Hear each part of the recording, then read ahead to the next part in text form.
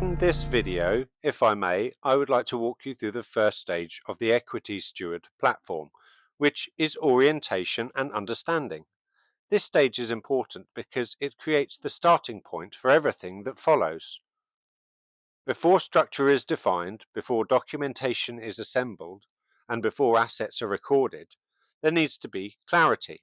Clarity around purpose, clarity around roles, clarity around suitability, and clarity around the intended direction of the trust from the outset. This stage is where the clarity begins. It establishes the opening context of the trust's workspace and records the first steps of what will become the trust's administrative history.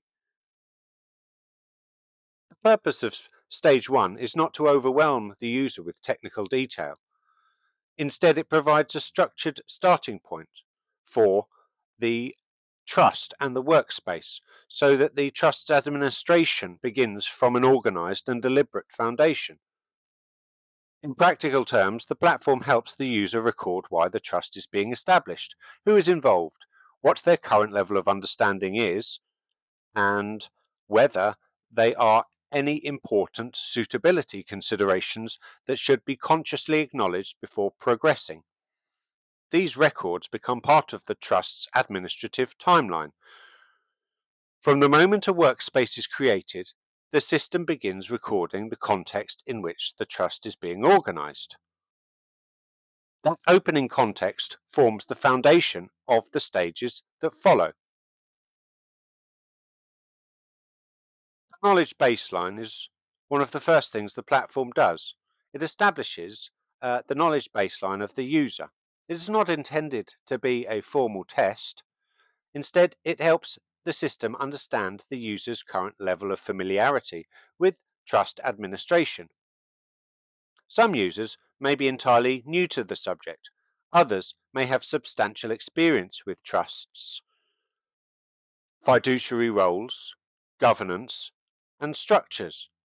By recording that baseline, the platform can adapt to how information is presented within the workspace.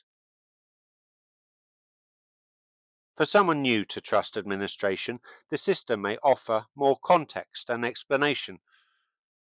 For a more experienced user, the interface can remain concise and focused. The aim is not to grade the user, the aim is simply to meet them where they are.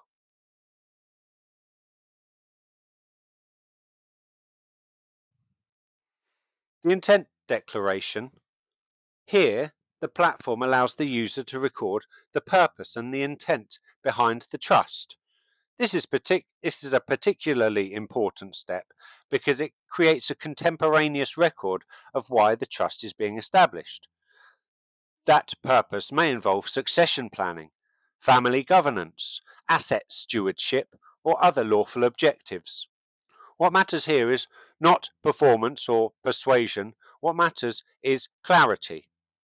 Intent recording at the beginning carries a significant evidential weight, rather than intent reconstructed years later. By capturing that intent at the outset, the platform preserves the original context of the trust while it is still immediate and current. This becomes part of the trust's administrative narrative as the workspace develops. Existing trust integration. In many cases, a trust will already exist before the workspace is created. The platform therefore allows users to integrate an existing deed rather than starting from scratch. Users can record details and the parties involved, whether the document was prepared with professional assistance. The flexibility is important. Many trustees are not looking for a tool to create a trust. They're looking for a structured environment which to organize, document, and continue administering a trust that already exists. Equity Steward is designed to support that reality.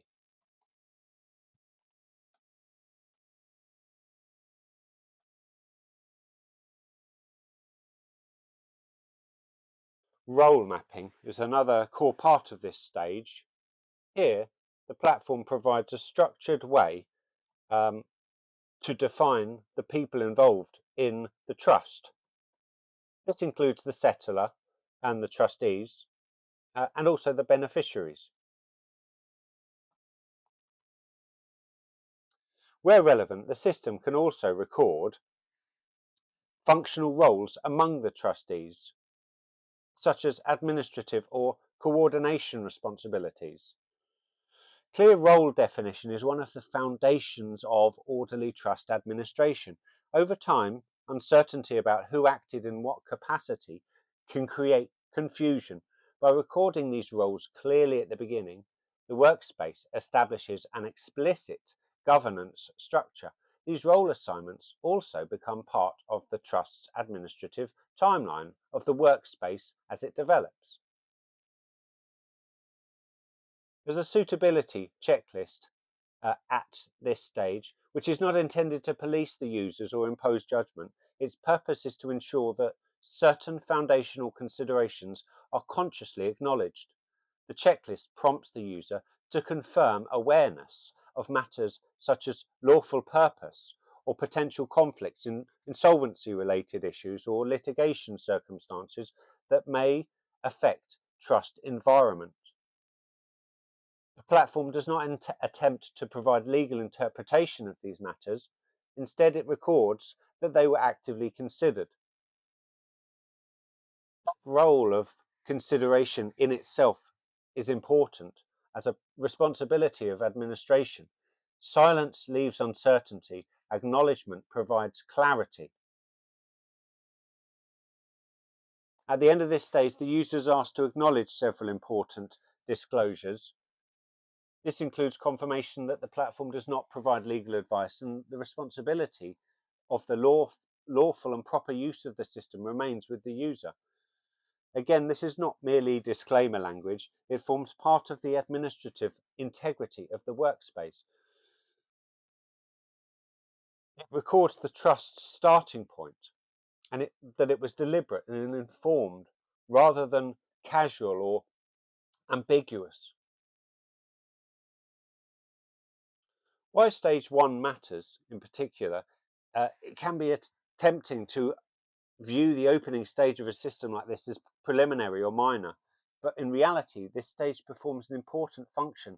It captures the trust's ongoing and opening context in a structured form. It records the beginning of the administrative narrative. It establishes who is involved and what the trust is intended to achieve, what knowledge level the user has, and what considerations have been acknowledged before progressing further. Those records become the first entries of the trust's administrative timeline. Later stages will build on this foundation. Architecture will be defined, documents will be assembled, and assets will be recorded. Governance actions will occur, but all of these later steps will be anchored to the clarity established here.